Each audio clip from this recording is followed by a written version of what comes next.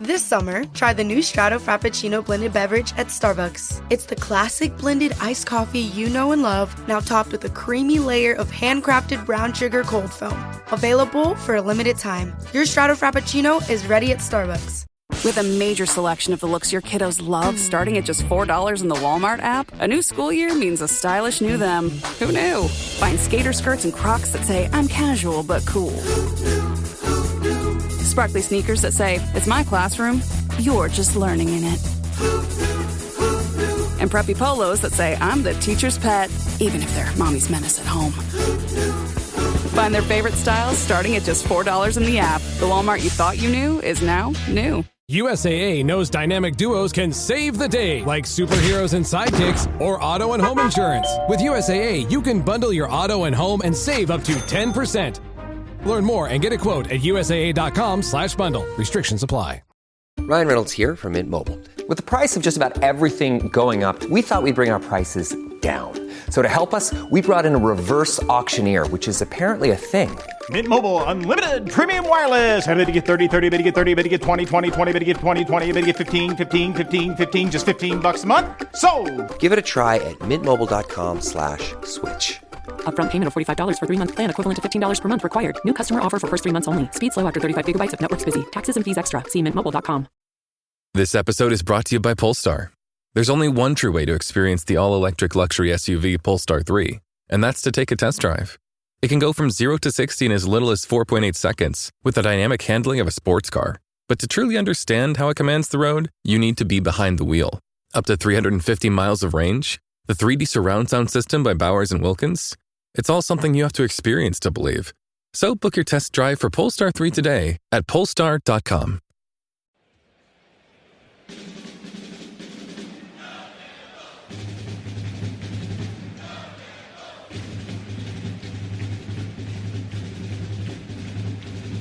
Hey there, Duke fans. Welcome to DBR Bites episode number 111. 111. We are the number one podcast for Duke basketball. So 111 seems appropriate on this fine Tuesday afternoon. I am Donald Wine. I'm your host for this episode. I have Jason Evans with me. Jason, I have some news that we need to lead the show with. And I don't know if you saw, but I saw over the weekend, our buddy Sam got married. Sam Klein got married over the weekend. Congratulations to our boy.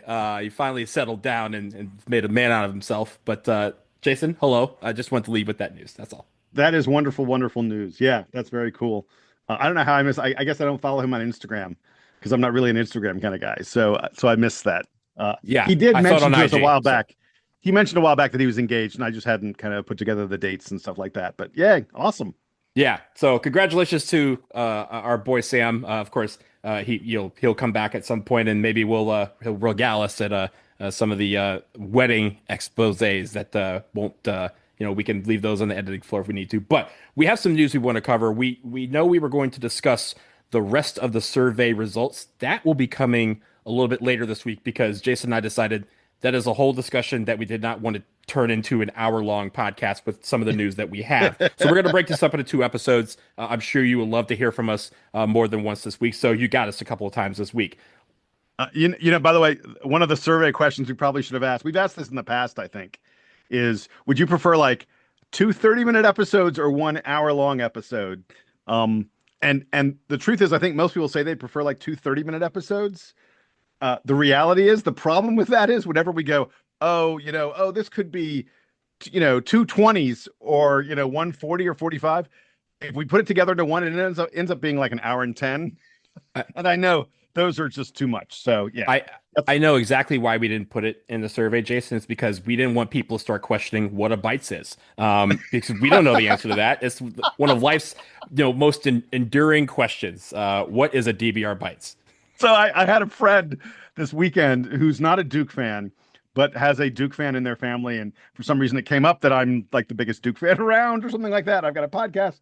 And this guy was like, he was like, oh, wow, really? He goes, let me see. And so I pulled it up on my phone And he's like, so you've done 700 and whatever it is episodes. I said, no, there's actually like another 100 on there. We have something called DBR Bites. And he goes, oh, what's the difference? And I'm like, there is no difference. I don't know what the Not difference anymore. is. It's kind of, you know what? I think when people ask me, I give a different answer every time just to throw everybody off the scent. Nobody's going to know. This is going to be one of those, like, years from now, people are going to be like, so what does it really mean? And we're going to be like, I don't know. I've said so many answers over the years. In fairness, it was originally not my idea. I was thinking of us doing like little 10-minute long episodes when there was a little piece of news and there wasn't much else. I was like, oh, this is how we're going to do this, guys. This is back when Sam was still on the podcast.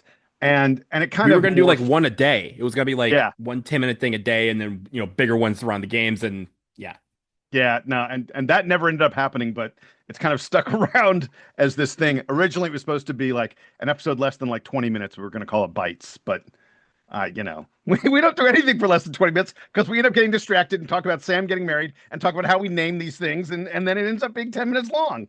And that's how we get to about 6 or so minutes in this episode. Great. Good job, Jason. Okay, let's get to the news that we have. The first one, very quickly, Cooper Flagg has been shut down. He's been done with the Summer League for good reason. He scored 31 points the other night in his second Summer League game, and the Mavs said, enough. We've seen enough from this kid. Let him rest. And again, this is when you hear the news, Cooper Flagg shut down. Most people thought it was due to an injury. Everything is fine. He is in good spirits. He's in good health. Nothing has happened to him. He literally just broke the Mavericks front office by scoring 31 points in a game. And they said, okay, I think this kid has mastered the Summer League. Here we go. So Jason, I don't know if you saw I know we were recording during the first game the other night. I don't know if you saw any of the 31-point outbursts that he had. Very, very entertaining. Yeah, absolutely. And I'll be honest, I don't watch NBA Summer League games back to back. I'll watch a lot of highlights. I'll tune in and sort of have it on the background a little bit, watching out of the corner of my eye, so to speak. So I'm not going to pretend like I watched the entire 31-point game. I caught extensive highlight packages of what Cooper was up to. This is not surprising. The number one pick in the draft quite often. Heck, for that matter, the number 2, 3, 4, 5. There are a lot of the top draft picks, the guys who are expected to contribute right away in the NBA. They don't tend to play Summer League very long because, no offense, guys in Summer League aren't guys who are expected to contribute in the NBA right away. It's more a place where, you're trying to develop young guys who aren't quite at the level. You're trying to figure out who you're going to take to training camp more than who is going to be your starter and who's going to be a major piece in your rotation. So there's no surprise at all, and nothing. It's neither special nor alarming that Cooper Flagg was shut down the way he was. I do think, Donald, part of the reason they shut him down is that we saw in both the first and the second game multiple times Cooper attempting to commit homicide on people who were standing near the basket. He was going up, the arm was way up high, and Cooper, he was making a poster. And the times I saw him attempt it, he missed him. Like it clanked off the back rim, he got fouled, that kind of thing. I think the Mavs shut him down because they want his poster to occur in an actual Mavs game where, other recognizable Mavs players will be on the floor. That's my story, and I'm sticking to it. That is why Cooper has been shut down, because they were afraid he was going to be arrested by the Las Vegas police for killing someone on the basketball court. I mean, be clear. He did posterize a couple of fools, and one in each game. But no, I'm talking the mega, but like the one that would be sold with his New Balance, that would come free, with the New Balance, like those sort of ones. But yeah, I also think, Jason, you kind of hinted at it. The fact that Cooper Flagg is he's a known commodity in the sense that we know that he's going to be a focal point of the Mavericks offense, whatever they end up doing this summer. I know there's been some rumors in past couple days about what the Mavs might try to do this summer, but he is going to be one of those guys that they're going to count on for the next 3 to 4 years. And I think in Summer League, like you said, there's a lot of guys who are fighting for training camp spots, not like end of bench spots, training camp spots. Taking Cooper Flagg out of that equation means that those coaching staffs can spend more time looking at those guys that they may want. And as you probably saw, it's no fault of anybody. When Cooper Flagg's on the floor, Cooper Flagg has the ball. And that takes the ball out of the hands of some of these guys who, again, a play here and there could mean the difference between their dream of the NBA ending here in summer camp or summer league or could extend to training camp. So you give more opportunities for those guys to be able to get some looks.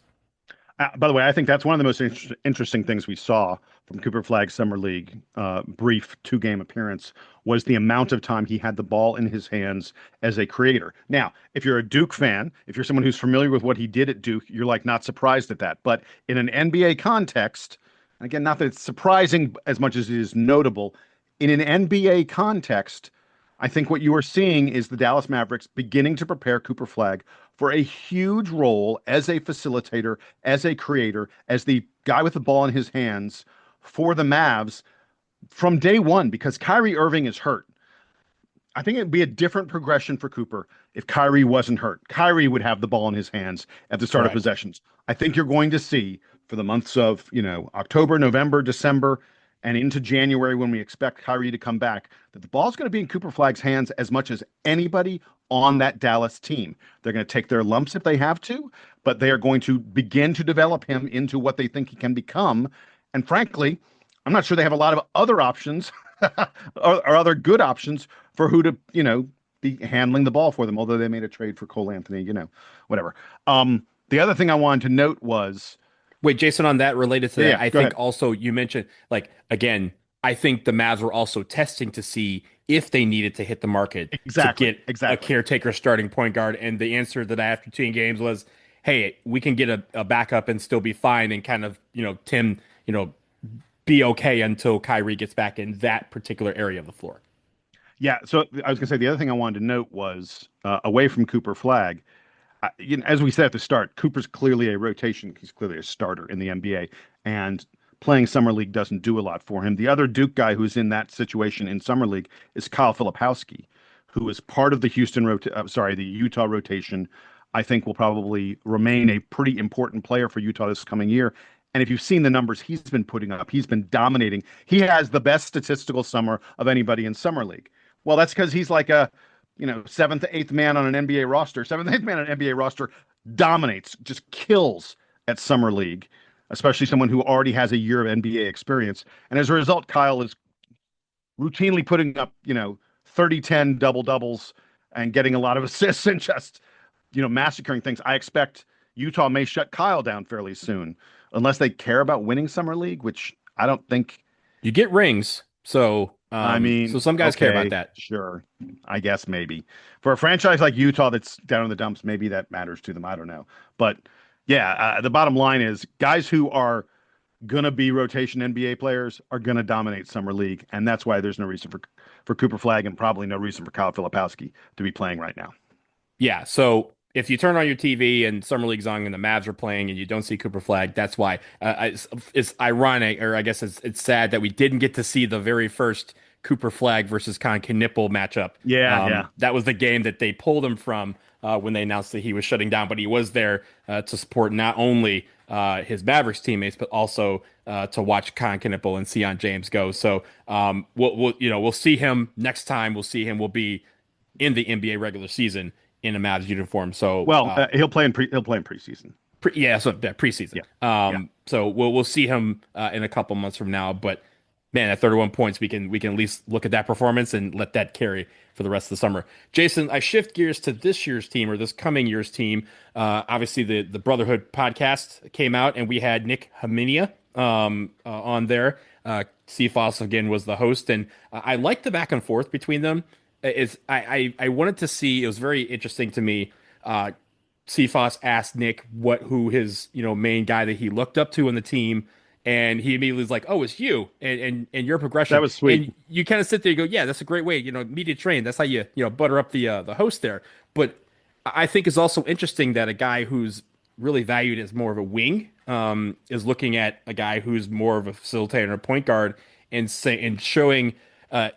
It kind of highlights how much CFOS has improved over the summer, how strong he's gotten. We've talked about the visible increase in size and strength that he has. He's looking more like Sion every day, but also the game to go with it, and also with him taking on that role of serving as a mentor to some of these younger players coming up, I thought was awesome. I'll tell you the thing that I took away the most from this. It's that Nick Haminia is a huge loyalty guy. Right at the very start of this, in the first few minutes, They were talking about, how he came to Duke, how he picked Duke. He talked about Nick talked about the value of the brotherhood and how meaningful that was to him, and that he, even though he's only been on campus for a few days, he's like, I can already really sense the brotherhood here. But I guess I hadn't really put all this together.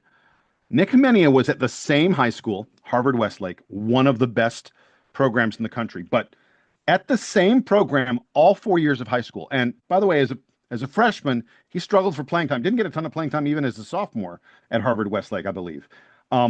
Most guys at the elite level tend to be moving around. I mean, you see it in college as well with the transfer portal. Guys are just like, where's my situation best? Where's the competition right? And frankly, because you can get NIL deals in high school now in most states, where am I going to get paid? So and Jason, that's that's more of a recent thing of guys moving around. Oh yeah. Every couple of years because again, NIL has extended into high school. But even still, like back when I was in school, and even that years up until the one and done era really began, you had guys who would stay at a school for 4 years and then maybe take a prep school 5th year, or they would move to Oak Hill or something like that after their junior year to really get showcased. IMG Academy would accept guys up until sophomore junior year. So you had some people that are moving, but for all intents and purposes, this whole every year you kind of don't know where anyone from 9th grade to the NBA is gonna be at the next year is a very relatively new thing. Right. And in addition to spending all 4 years in high school at Harvard Westlake, by the way, Harvard Westlake alum Spencer Hubbard. Mm-hmm. The pipeline. Exactly. In addition to that, I didn't realize this. Nick Hemenia played in the same AAU program for all 4 years. And it's worth noting, this was not an EYBL. This was not a Nike. This was not an Adidas. This wasn't even an Under Armour. This was in the Puma circuit of AAU, which, no offense to Puma, it's kind of the fourth rung. Mm-hmm. It's pretty far down. There may even be a New Balance. I'm not even sure. I don't know. But this is not, nearly as popular, nearly as full of the top quality players, nearly as, prestigious as the Nike EYBL and the Adidas circuit and a few of the other ones. For him to, and he said, I felt loyalty to the guy who discovered me and put me on that team. I don't know if Nick Hemenia stays 1 year, 2 year, 3 years, 4 years. I'm not sure how long he stays in college basketball. We haven't seen enough of him to have a good sense of that.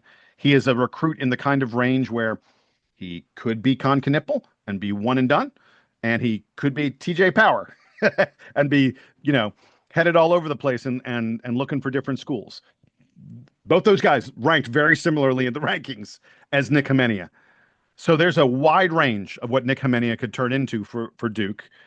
And I'm excited by the prospect that if Nick decides, hey, I need to spend more than 1 year, hey, I need to spend more than 2 years, whatever it may be, sounds like he's a loyalty guy. Sounds like he's a guy who would really value and want to stick around at Duke. I think that's an exciting prospect for a kid who everyone says is going to be a pretty special player.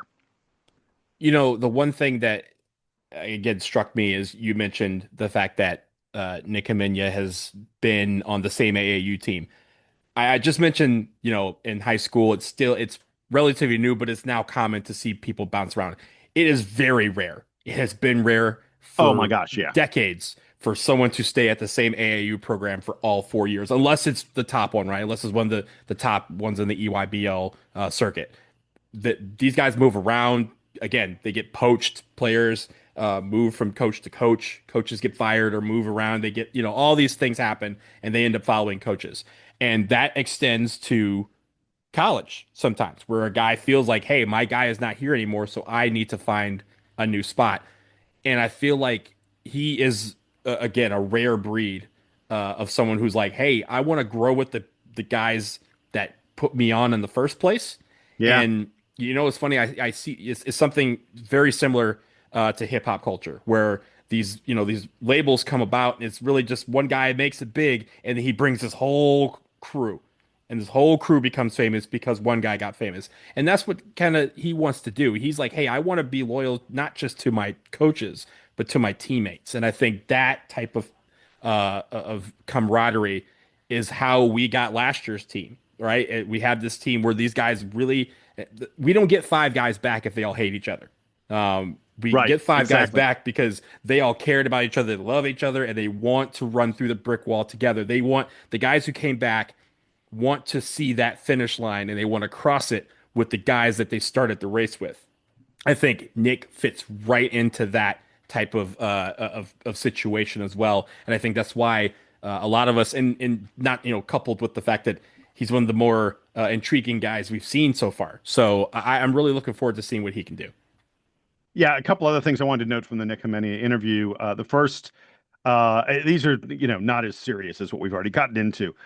They went to questions, emailed questions. By the way, I recognize some of the emails, some of the Twitter handles and things like that were very, very cool.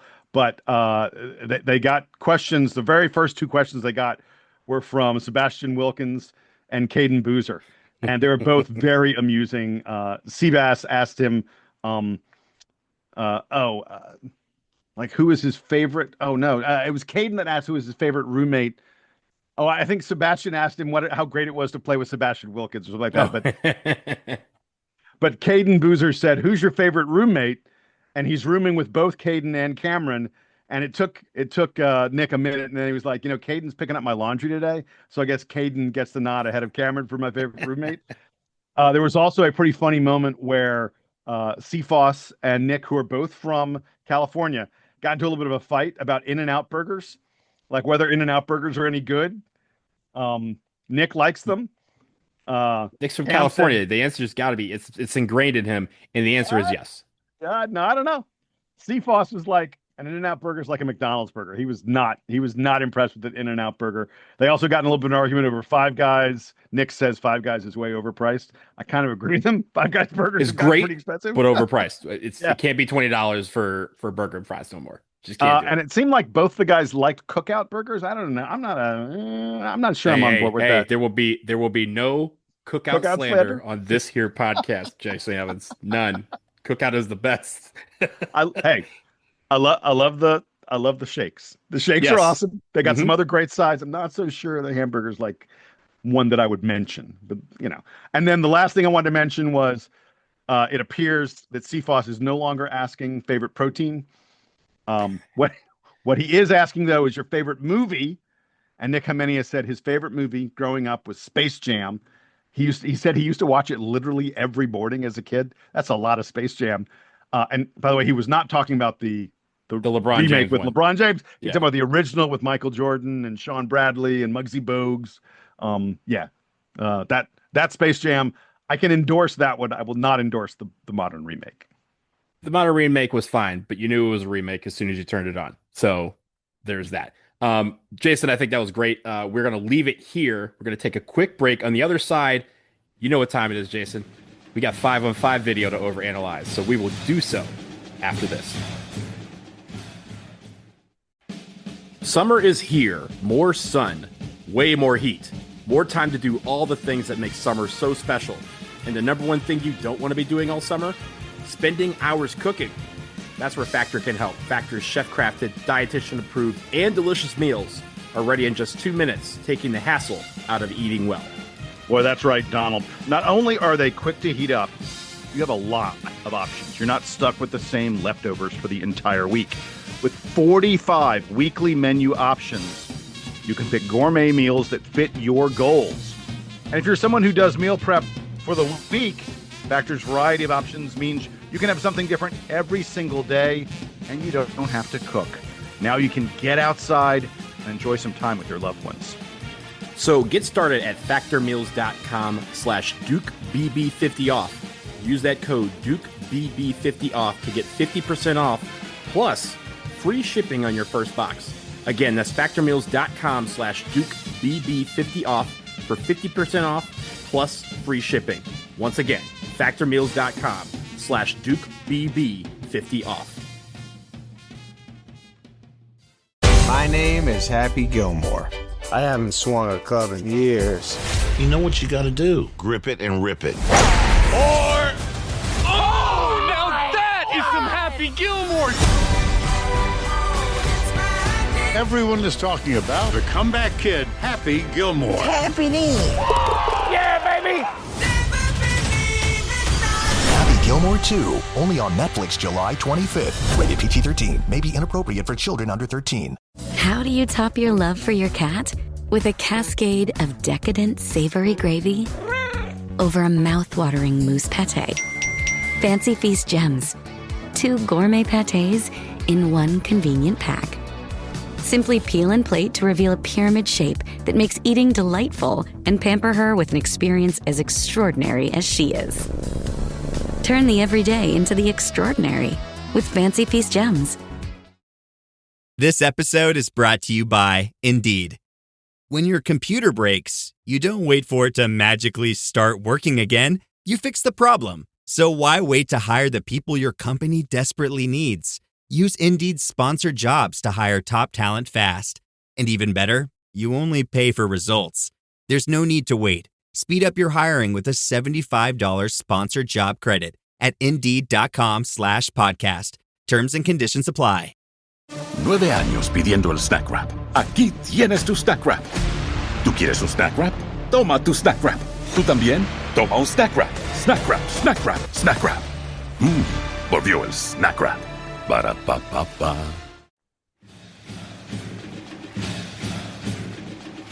All right, we are back, and ladies and gentlemen, we have about 3 minutes and 31 seconds of 5-on-5 basketball that we need to dissect. And thankfully for you, Jason and I have done just that, maybe a little too much because we take notes on everything. But Jason, as we all know, a few days ago, Duke, I think it was over the weekend, Duke basketball released some highlights from a scrimmage that they had. It was 5-on-5. I will mention there was no Malik Brown. I was going to say, Donald, basically what happened was Nick Hamenia arrived on campus, and they went, wait, we're almost there. We almost got those guys. we got 9. There was a manager who I will say was actually balling. The no-name manager, the no-number manager, I should say, was balling pretty well during that video. He apparently, he's a guy who used to play at Rutgers. That's my understanding. I forget his name. I didn't write it down, but he like a lot of managers, he is not someone who, was walking like off the street. Yeah. Yeah. And not someone who was a rotation player at another school, but he was someone who, has been in college basketball. And as you can see, for watching the video, clearly a talented player. Yeah. So, and I also say Malik Brown did not participate in this. And coaches mentioned, I think in the press conference, he mentioned that he could do all the non-contact drills, but he's not yet ready for contact, although he is ahead of schedule in that regard. Yeah, Malik's ready for 5-on-0, not 5-on-5.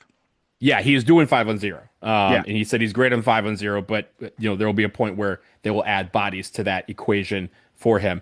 Jason, I just want to start with this.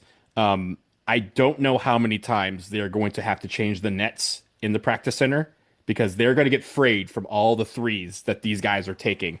And I think the one thing that stood out to me was that everyone shoots, so everyone's a threat, and it opens up the inside as a result. I don't remember if you saw this, but there was a point where Big Pat was out on the three-point line, catches the ball, does a big pump fake, and got his guy to fly in the air, and he was able to take a couple dribbles inside and make something happen inside. The fact that even Big Pat can clear out space by doing a pump fake from 3, that is going to be trouble for opposition, because the fact that a 3 can come from any guy that's out in the three-point line means that they have to stay in your face. And if you're able to pump fake and clear that space out, that opens up a lot of opportunities on the inside. Now, by the way, this was the definition of highly edited video. I watched. There were 2 possessions where Duke either missed a shot or failed to convert. On one of them, they missed the shot, but they got the offensive rebound and kicked it out for an open 3. And on the other one, there was a steal at one point. We saw one steal that led to a fast break dunk. Other than that, if we shoot 100%, or I guess I should say, if we shoot 92% from the floor, we should have a pretty good chance of winning the national championship. So, let's aim for that. Yeah, exactly. So I don't know that there's a lot of takeaways that you can have from this. I will say, and by the way, the other thing is, I think that they intentionally edit these videos to make sure everybody gets a highlight. If you played in those games, if you played in that scrimmage, including the manager, you're going to get a bucket on film. You better score because they'll find something. But I do think it's notable that Darren Harris and Cameron Boozer at least appeared in the video were the high scores. And Darren Harris to me is the one that's really notable. I don't know how many of his threes that missed didn't make it onto the tape, but man, it looked like every 30 seconds or so there was another kick out, and there was Darren with a hand in his face, and he didn't care, and he was just burning down those nets.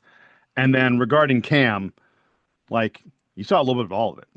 He took threes, including closely guarded threes. He took the ball in the mid post area and was shooting mid range stuff. Look, Donald, you know me. I am not a fan of the mid-range. Man, at least this video, Cam looked highly efficient in that mid-range game. And then, he was getting rebounds and took it in the blocks and stuff like that. Obviously, we know he's a physical force inside and can score in there. The variety of the ways that Cameron Boozer was scoring, to me, were pretty impressive. And then the other player that I would note, God, it's like every time I hear that Sebastian Wilkins is not going to be in the rotation, I get like a video or a highlight tape or something like that, and you kind of go, man, sure, it looks like he's in the rotation. Seabass looked good a couple times in this. I mean, he's cut, he's ripped, he looks physically mature, and sort of like I was talking about Cameron, looks like he can score in a variety of ways. So I can't look. I just sat here and I spent time talking about the guys who we expect to be number 9 and number 10 in the rotation, in Darren Harris and Seabass. Both those guys look really, really good. And if you ask me, they didn't look like number 9 and 10 in the rotation. I don't know what's happening, baby, but it looks really good if you ask me. I would like to correct you, Jason. Every one of Darren Harris's shots missed the rim because they went through the net and did not touch the rim as they went down. That is a Steph Curry make. If you've seen Steph Curry's workouts, he counts anything that hits the rim and it goes in as a miss because that's how rare that he even does that. But I will say, I think, again, we're looking at this team, and obviously we'll add Malik Brown once he's ready to go. You're looking at that 5-on-5 squad as kind of the 10 guys that are going to be fighting for playing time. The other 3, Cameron Sheffield, Jack Scott, and Ifeanyi Ufuchukwu. He's going. Those guys. Iffy. Call him Iffy. It's easy that way.